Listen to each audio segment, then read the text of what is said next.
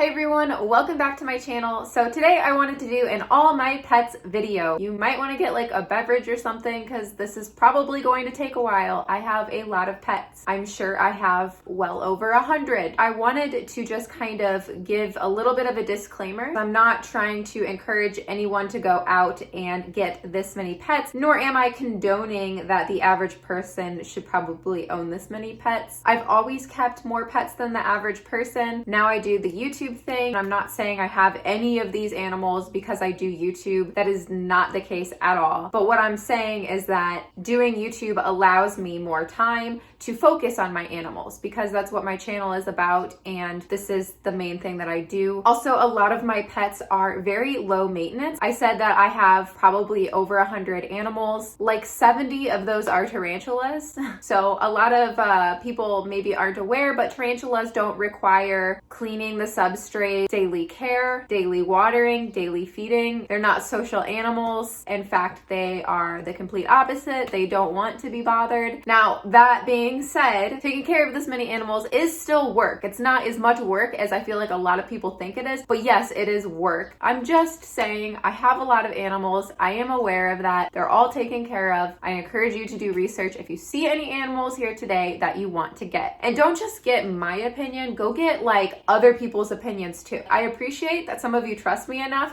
to trust my opinion only, but I never just ask one person before I get an animal. I ask like 5 different people usually. And also keep in mind that it has taken me years and years to acquire this many animals. I've had some of them for a very long time. So I'm just kind of trying to make this all clear because I don't want anybody to get the wrong idea. Hopefully that clears things up. And I'm gonna stop talking because this video is already gonna be super long and we have a lot of animals to cover. So let's go. Who's that Pokemon?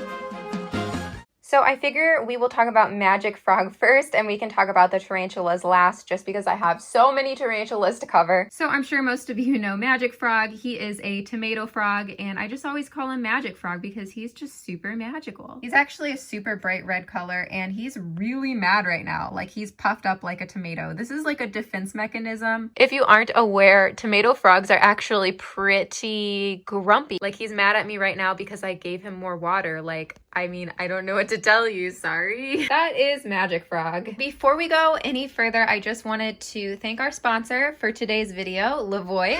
So they actually are a company that makes air purifiers. And I don't know if you're aware, but animals like Magic Frog actually rely a lot on the air around them to be healthy because they breathe through their skin. So it's really important to kind of think about your air quality and if it's good or not. So they actually sent me this and I've been using it non-stop. I love it so much. Within the first few hours, we noticed a difference in the air quality. It just felt so much cleaner in here and it has all these functions on it. So I actually have it on night mode right now because I haven't turned it on for today. Well, I mean, it is on, but it's so quiet. You like, listen. Over here, you barely like hear anything. I know some people like white noise though. So when you're sleeping, if you want white noise, you can turn it up. That's the highest. And that's like super, like that's like blowing my hair right now. But yeah, I usually keep it at 1. And you can also do like timers and stuff too, or turn on and off the display. What is also cool is that they make different filters for it. So this is the filter that they actually sent me with it. So this is their pet friendly one. And it also controls like pet dander and pollen, household dust, odors.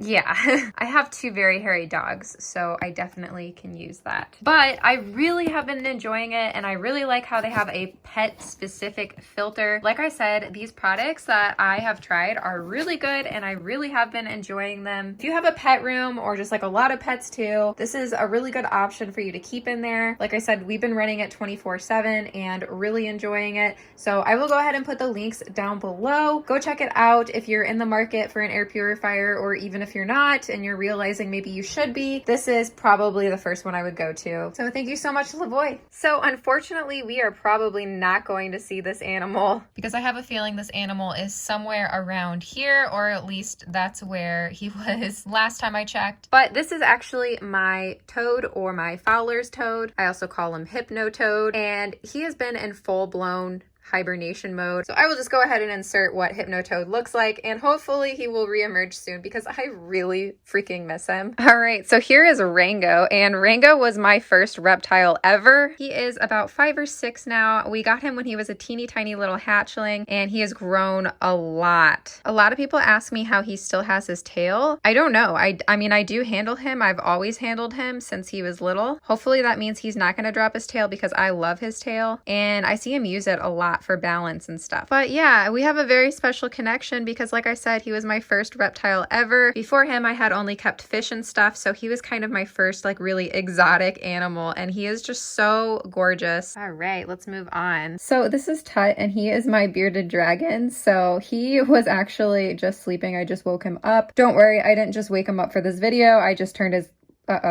I just turned his lights on and fixed his hammock because it's the morning, so like, wake up. As you see, he has he has calcium powder on his head. That's because I was feeding him some worms last night. But yeah, that is Tut, and he is like, are you gonna feed me? Like, I took his bowl out because he needs fresh veggies. That is all we're going to say about you, Mr. Tut. I will leave you alone now. Okay, so this is Pawnee's enclosure. She is my dwarf hamster, and I think she is under the house. I'm pretty sure because I see it moving, and there's a hole, and there's a nose, and there she is.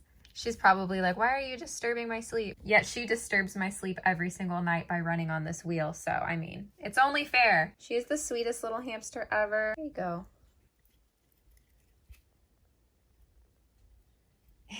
So next I thought I could probably start off with the snakes. So yeah, this is Beetlejuice. This is a baby rosy boa, and I know she looks small still, but trust me, she has grown so much and she's still growing really well. So I'm so glad you guys got to see her. I guess since we're talking about rosy boas, we could go ahead and talk about Willow. She is also a rosy boa, but she is obviously more of an adult, and she is very curious today. She is like all over the place. Oh my gosh. She is actually a copper color with this like silver, and then her eyes are copper. Beetlejuice's are black. Yeah, I don't think we're gonna get a good shot of her face. She was out exploring. I just caught her out exploring, so I just disturbed her. Now she's hiding.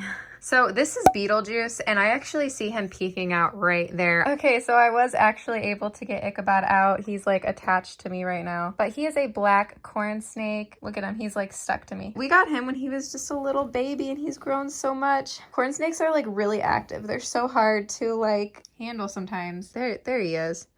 Yeah, he looks like he's gonna shed again soon. They just shed like crazy, so I'm gonna put him back. We have Daisy, and I'm gonna try to get her out, but it's kind of a little difficult. Oh, hi, sweetie. All right, so here is Daisy. She is a spinner blast ball python. She's pretty shy. I'm glad I got her out though, because she had 2 giant poops in her house that she was hiding. Yeah, as you see, she kind of like whips around a little bit. That's because she has the spider morph in her, which no, I did not know anything about that when I got her. She was just a little baby. She does hiss at me a lot, but yeah, wow, she's just getting so big.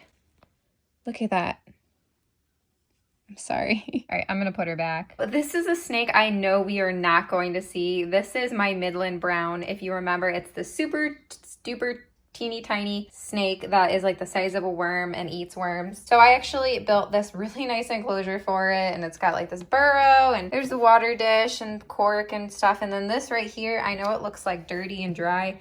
That's because that's where I put the worms for it to eat. But yeah, this is the enclosure I set up for it, and I really like how it turned out. It is just me. Can I please just get you out for a few seconds? Oh my God, she looks like she's gonna bite me. Please not again. There she goes. Come here. Come here. When have I ever hurt you? I would never. Come on. Yeah, hi. So this is Chili, and she is our other corn snake. I don't know if you guys remember her, but she has just grown like crazy. When we got her, she was like so small. She's so curious right now. But she is such a good snake. She was our first snake, so she's very special. So yeah, Chili is the last snake that I have to show you today. All right, so now we are at my fish tank, and look, there's one of my puffers already. Hello. I wish it was easier to film them, but they are just so cute and small. They already know me. But yeah, there's 2 puffer fish in here. They're both pea puffers. Plus there's a bristlenose pleco in the castle. Okay, so now we are going to do the inverts that are not tarantulas first. So right there is my brown recluse. Here is my dead leaf mantis. As you can see, she has grown like crazy. This is my tailless whip scorpion, and this is a species from Florida. Ooh, it's very fast. I love how these things move. This is somebody that we rarely see too. Let's see. But yeah, I've had this flat rock for quite a while, and as you see, it's still doing pretty well. Okay, so we actually have one other scorpion. This is my Asian forest scorpion. You haven't seen this one in a while either. I know I don't really show my scorpions much, but I don't know. Okay, so now I'm just gonna start talking about tarantulas, and I'm not gonna go into detail about every single one of them. I'm just gonna show you all of them because I have a lot. This is my king baboon, also known as the P. muticus. This is a really interesting Samopaeus species. It's actually right down here, so we're not gonna get a good look. Here's a Grammostola species north. This is my smallest tarantula. It's a Hapalopus species Columbia. This is a Pamphibedius species Mascara. Right down here is a emerald skeleton, or Ephebopus uratum, and this one up here is actually like a really weird avicularia species. It's like a powder blue avic, not something you really see often. And also, you guys remember all my E. campistratus slings. This one is Mu 3. I have Mu 2 through 5 in here. So they're all in here and they're all doing really well. They all have fat little booties because I fed them recently. This is my Brachypelma shidori hiding back there. Freshly molted. My Lazadora parabana, also freshly molted. This is my Euthyllus species parda. There's my Samopaeus cambridgei, my larger one. Here's my Samopaeus pulcher. This one's my Acanthoscaria geniculata. All right, here's my P. metallica, which needs to be rehoused soon. I. hirsutum, my C. versicolor. This is my C. lata. Here is my smaller P. cambridgei, which was given to me at the Tarantula Takeover. And here is my first pokey, my P. regalis. My N. and C. olive, kind of hard to see. Yeah, she commandeered that during the rehousing. D. diamantinensis. All right, this is my P. sazami. Wow, it's really gotten big. Just molted again recently. T. sabulosum. Right there's my B. emilia. T. verdezi. And, oh, I see a tiny little butt right there. This is my A. samani sling. Actually one of my favorites. And somewhere in this hole is my OBT, who we rarely ever see. T. abelpilosum sling that I've had for like ever. And here's a sibling to it. Right there. And my second ever tarantula, a couple years old now, still teeny tiny, my Grammostola porteri, Grammostola iheringi, Grammostola aestion. Oh, and one of my personal absolute favorites. This one's kind of spicy for a Grammostola. It is Grammostola grossa. And this is my H. pulchripes. My S. rubinitens. This is my Pamphibedius species Machala. There we go. Grammostola pulchra. All right, this is my Brachypelma hamori. Figured she would probably take that. Definitely one of my favorites. Absolutely beautiful. Female L. striatopes. Suspected female Aphonopelma uedum. This is my mature male Enchromatus. And this is one of my beautiful H. chiliensis females. Another one of my absolute favorites, that is my S. hoffmanni female. This big girl is my C. marshalli female. Oh no, she's hiding. She's going to hide. If I remove the lid, she's gonna be totally gone. Yeah, there she goes. This is my C. darlingi female. A. samani female. This is Bubbles, just letting you know she's still doing good. Right here is another Aphonopelma samani. And there's another Aphonopelma samani. My Grammostola porteri female. My gorgeous T. abelpilosum female. I have no idea what's going on here. This is my T. vagans female. What? This is my Aphonopelma chalcodes female. Somewhere. One of my other favorites, my Ephebopus murinus, or skeleton leg female. This is my A. azamani. And right here next to it is my C. sandiri, both of them female. This is my Aphonopelma hensi, who has not been out in literally months, hence the dust. And where the heck? Oh, right.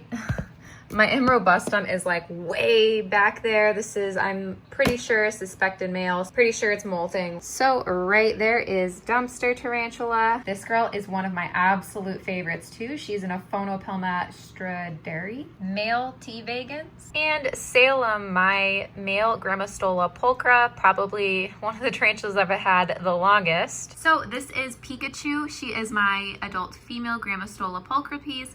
And then right next to her is my mature male Grammostola pulchra piece, which I have tried pairing them. It hasn't worked yet, but I'm gonna keep trying and hopefully we can get some babies. And this is my female avicularia, and she is the metallic morph. She was actually one of my first tarantulas too, so it's really cool to see how big she's getting. This is my green bottle blue. She is also a female and one that I've had for a really long time, so she's grown a lot. I got her when she was only a sling, and now she is really approaching adult. She's got her adult colors now.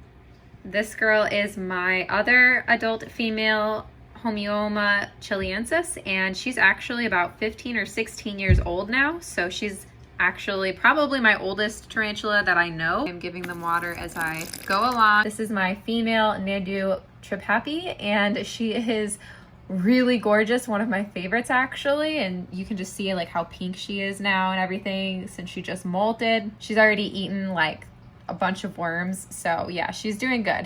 This is it. I think that's the last of them. All right, thank you guys so much for watching. I hope you enjoyed. Like this video if you did, subscribe if you're not, and you want to be. Don't forget that I have an Instagram that I use probably way too much. It's at Tarantula.Kat. You can go follow me there. And I also have a Patreon, which is linked down below if you want to support this channel more. And I will see you guys soon. Thank you so much for watching.